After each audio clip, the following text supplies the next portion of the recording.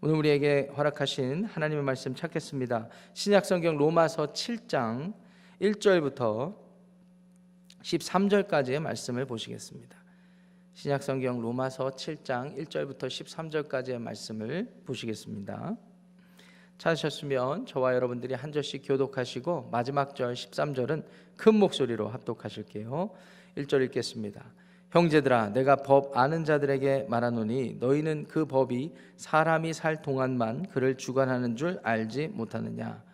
남편 있는 여인이 그 남편 생전에는 법으로 그에게 매인 바 되나 만일 그 남편이 죽으면 남편의 법에서 벗어나느니라.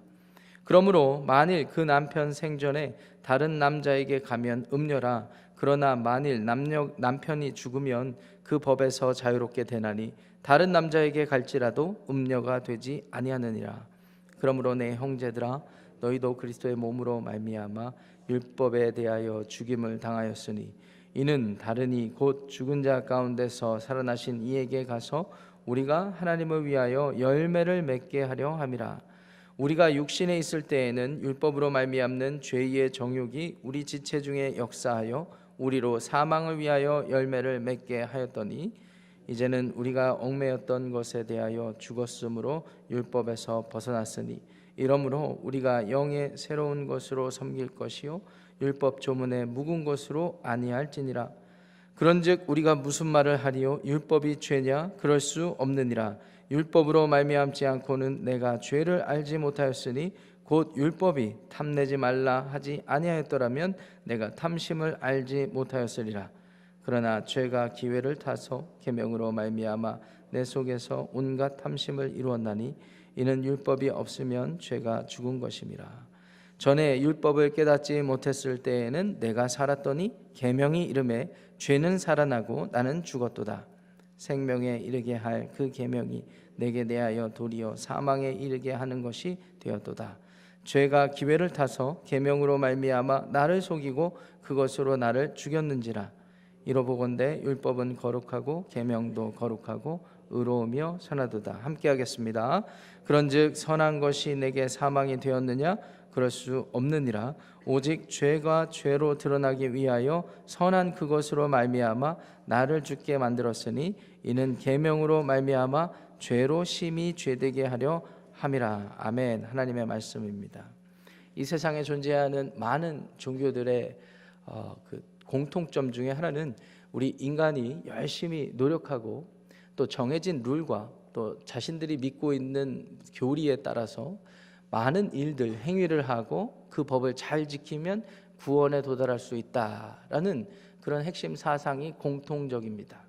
이런 핵심 사상이 잘못됐다고 비난할 수는 없습니다. 나름 모두가 진실한 마음으로 성실하게 그러한 행위들을 하기 때문이죠. 그런데 우리가 성경을 알고 하나님을 알고 예수 그리스도의 복음의 은혜를 알고 보니 그렇게 내가 할 수 있다고 믿고 살아가는 것이 얼마나 어리석은 일인지 우리는 다시 한번 깨닫게 되죠.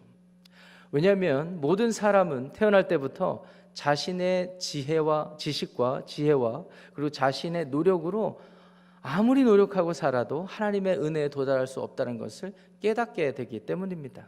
하나님의 은혜가 있어야 하나님이 우리를 깨닫게 해주시고 인도해 주시는 그러한 손길이 있어야 우리가 비로소 구원의 은혜를 입게 된다라는 것을 성경을 통해서 깨닫게 되죠. 저희가 오늘 본문 7장을 읽었는데 6장 우리가 함께 살펴보았듯이 이제 유대인 출신 그리스도인들을 포함한 이 세상에 존재하는 다른 종교들이 믿는 사람이 노력해서 구원을 얻을 수 있다고 믿고 있는 많은 사람들에게 은혜의 복음이 전해지니까 사람들이 1차적으로 생각했던 것은 그래, 내가 죄를 짓고 죄인 된 삶을 살아서 내가 이런 노력을 해왔는데 그러면 내가 하나님의 은혜를 입었으니까 이제부터는 막 살아도 되겠네 라는 생각을 할 수가 있다는 거죠. 죄를 좀 지어도 곧 은혜를 구하면 되니까, 죄를 좀 많이 지었어도 하나님이 은혜를 어쨌든 베풀어 주실 테니까 라는 생각을 하게 된단 말이에요. 그런데 사도 바울께서는 6장 본문을 통해서 우리에게 무엇을 강조하셨습니까? 죄를 더하게 하려고, 은혜를 더하게 하려고 죄를 범할 수 없는 존재가 거듭난 사람이라는 거예요.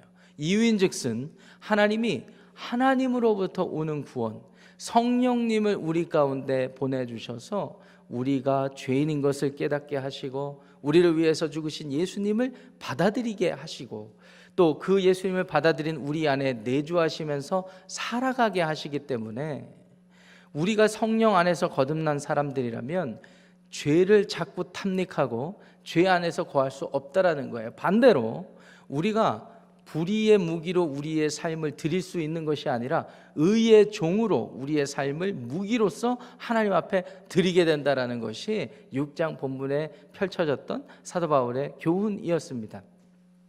오늘 본문으로 넘어오면요, 이제 율법에 익숙한 사람들에게 또 다른 교훈을 주고 있어요. 그러니까 한마디로 내가 은혜를 너무나 맹신해서 내 삶은 막 살아도 된다고 주장하려는 사람들, 그런 사람들이 있는 반면에 또 한편으로는 그래서 나는 율법을 놓지 않겠습니다, 내 행위를 더욱더 꽉 잡고 하나님 앞에 내 신실한 모습을 보여드리겠습니다 라는 사람들에게 그 우리 인간들이 가지고 있는 아주 치명적인 약점, 죄를 드러내는 본문이 7장이 되겠습니다.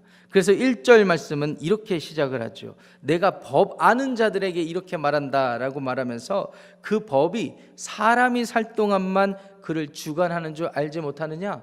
율법은 어느 때까지만 유효한 것을 알지 못하느냐라는 것입니다.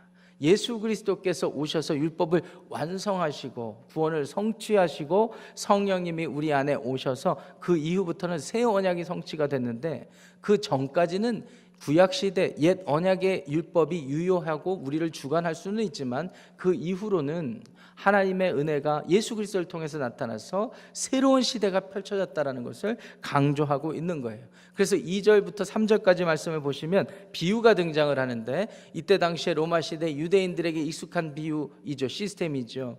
남편과 아내가 결혼관계, 사실혼 관계를 맺고 있다가 남편이 죽으면 그 아내는 비로소 이제 미망인이 되고 미망인이 된 후에는 다른 남편을 얻을 수 있는 그런 관습법이 있었습니다. 이것은 로마 시대에 살던 유대인들에게도 다 묵인되는 그런 허용되는 일이었습니다.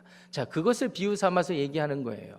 예수 그리스도께서 오시기 전까지는 구약의 율법이 옛 남편의 역할을 했다면 이제 예수님이 오신 이후는 그 율법이 죽고 그 율법이 폐기된 건 아니지만 율법의 유효함이 죽고 이제 예수 그리스도 안에서 그 율법이 새로운 시대를 열어가는 새 언약의 시대를 열어가는 것이 되었다라는 것을 2절 3절 남편이 죽으면 결혼의 관계를 비유로 말씀해 주었습니다.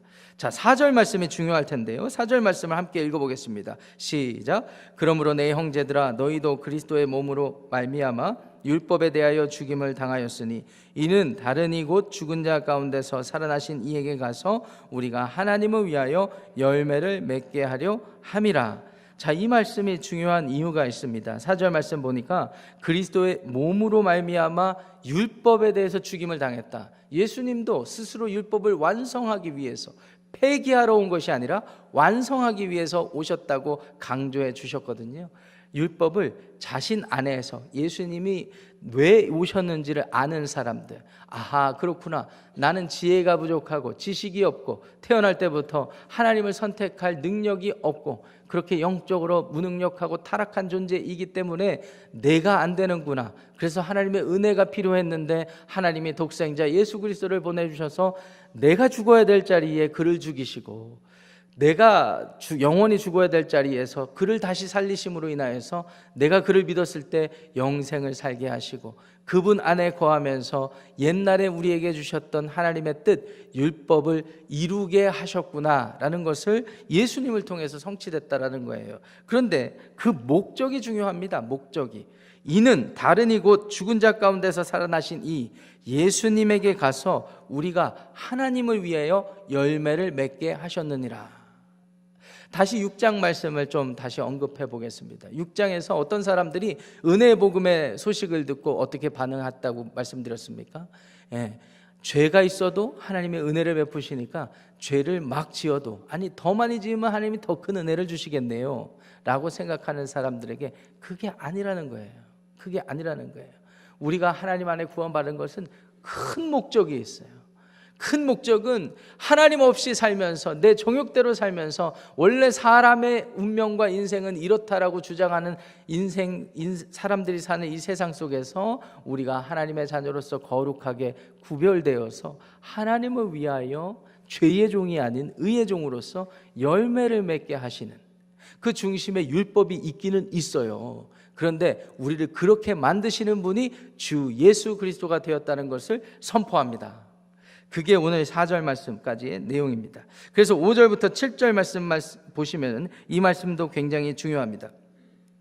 죄의 정욕이라는 단어가 등장을 하고 우리의 영의 새로운 것이라는 표현이 등장을 합니다. 이게 굉장히 중요한 대조되는 표현입니다. 옛날에는요, 우리가 선행을 해도 우리가 악행을 해도 마찬가지로 죄의 정욕이 여전히 다스리고 있습니다. 그런데 우리 안에 새롭게 품어진 성령님의 새 영이 우리를 새로운 방향, 새로운 내용으로 채워가시는 거예요. 그것을 말하고 있는 거예요. 그래서 우리가 무엇을 해도 사망을 위한 열매를 맺게 되었지만 우리의 영의 새로운 것으로 새로운 일들이 이제 생기는 것인데, 그 가운데 율법을 행하는 사람들의 패턴을 보더라도 이 율법을 행하는데 죄의 종된 죄의 정욕으로 행하는 모습들이 있더라는 것을 7절 말씀에 얘기하고 있죠. 그래서 8절 말씀에 죄가 기회를 타서 계명으로 말미암아 내 속에 온갖 탐심을 이루었다라고 이야기를 하는 것입니다.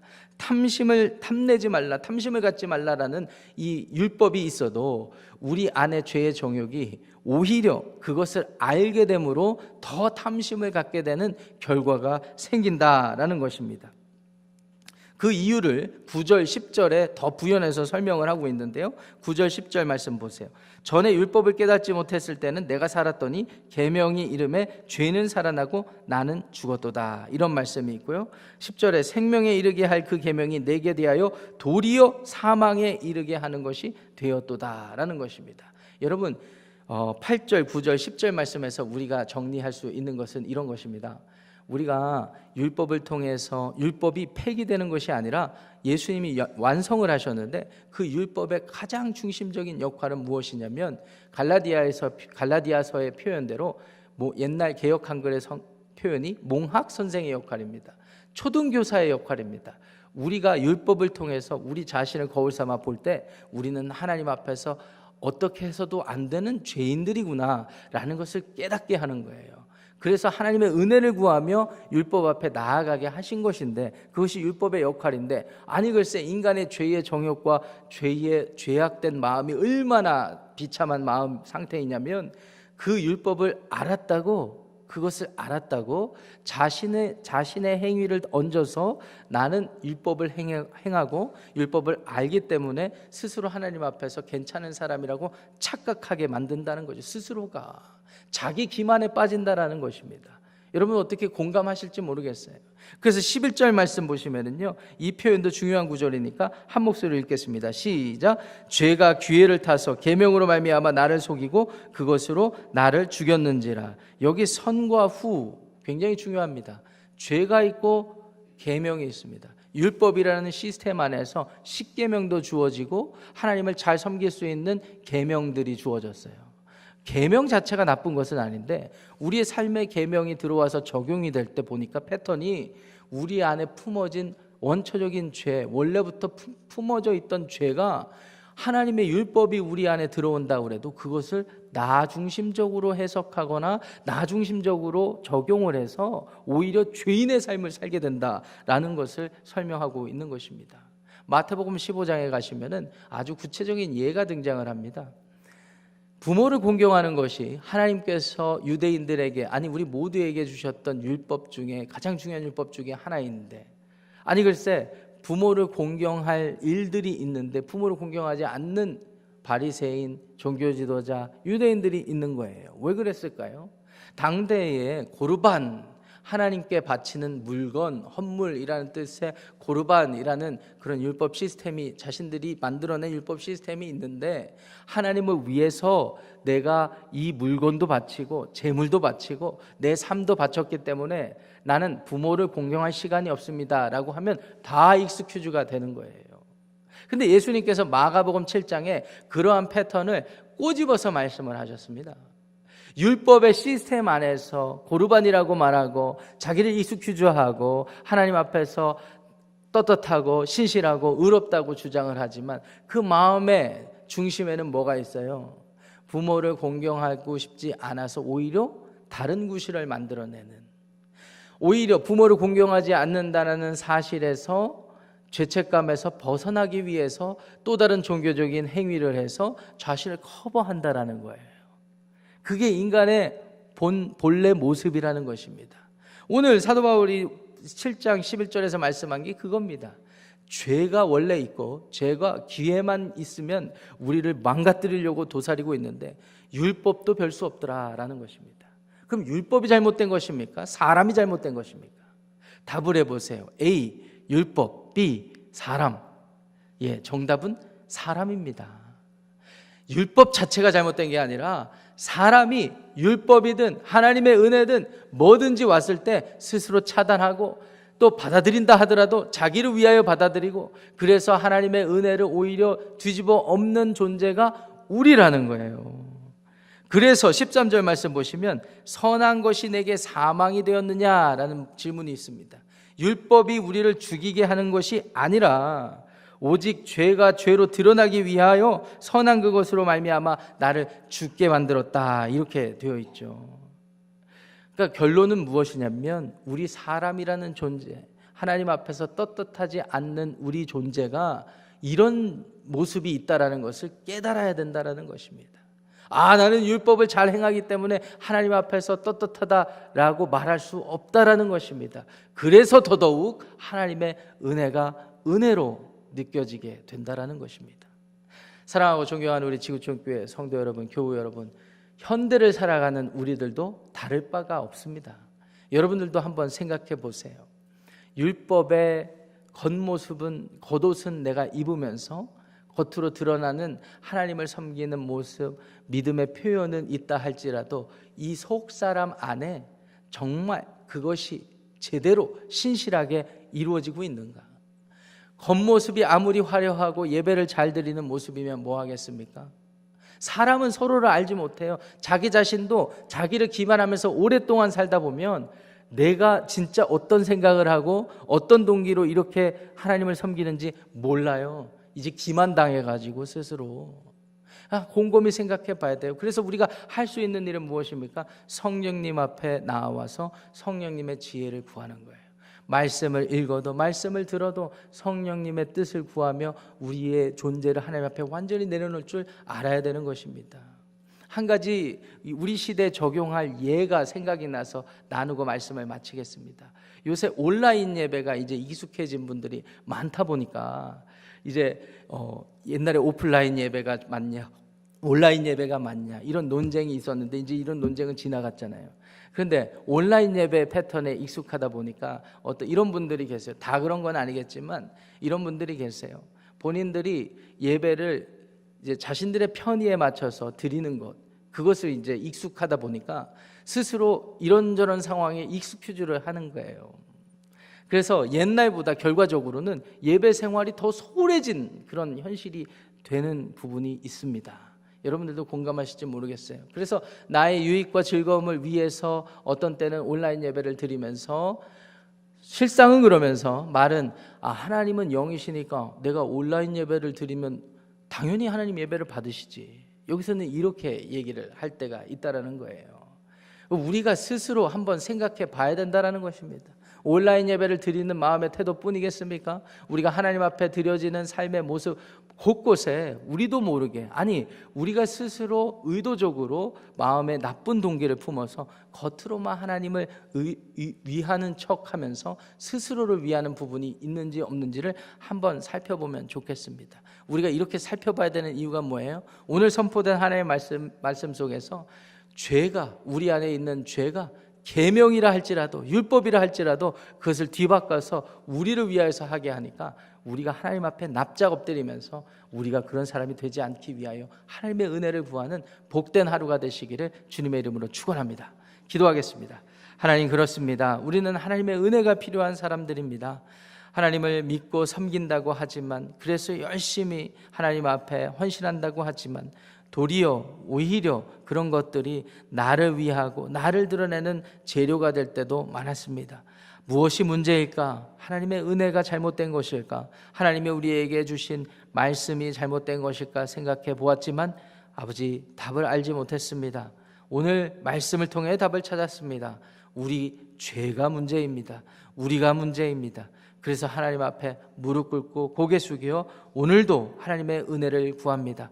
죄 가운데서, 사망 가운데서 우리를 생명으로 인도하여 주신 주님의 은혜를 구합니다. 십자가에서 보여주신 그 은혜를 기억하며 오늘 우리를 이끌어 가실 성령님의 지혜와 능력을 구합니다. 우리 모든 사람들의 가정과 교회와 직장 속에서, 일터 가운데서, 이웃과의 관계 가운데서 죄가 드러나는 것이 아니라 하나님의 은혜를 사모하고 우리 자신을 낮추고 예수님처럼 살아갈 수 있는 우리 모든 지구촌교회 교우들, 성도들 되게 하여 주시옵소서. 감사하며 예수님의 이름으로 축복하며 기도합니다. 아멘. 하늘에 계신 우리 아버지여, 이름이 거룩히 여김을 받으시오며 나라가 임하시오며 뜻이 하늘에서 이루어진 것 같이 땅에서도 이루어지이다. 오늘 우리에게 일용할 양식을 주시옵고 우리가 우리에게 죄 지은 자를 사하여 준 것 같이 우리 죄를 사하여 주시옵고 우리를 시험에 들게 하지 마시옵고 다만 악에서 구하시옵소서. 나라와 권세와 영광이 아버지께 영원히 있사옵나이다. 아멘. 예배를 마쳤습니다. 각자 기도하시고 돌아가시는데 한 가지 중요한 광고를 드리겠습니다. 며칠 전에 캐나다 동부 캐나다에서 이제 산불이 일어가지고 뉴스 보신 분들은 아시겠지만 이 산재가 이 불탄 재가 대기에 아주 안 좋은 영향을 줘서 지금 뉴욕 같은 경우는 하늘이 안 보일 정도이고 그 영향이 저희가 살고 있는 지역에도 있습니다. 그래서 일기예보를 보니까 대기질 상태가 굉장히 안 좋대요. 그래서 호흡하시고 그러는데 건강이 우려가 되니까 여러분들 한번 주의하시고 야외 활동을 자제하시기를 부탁드립니다. 공립학교에서도 오늘 같은 경우는 야외 활동 전부 차단하는 걸로 그렇게 공지가 되었습니다. 여러분 참고하시도록 광고를 드립니다. 각자 기도하고 돌아가시겠습니다.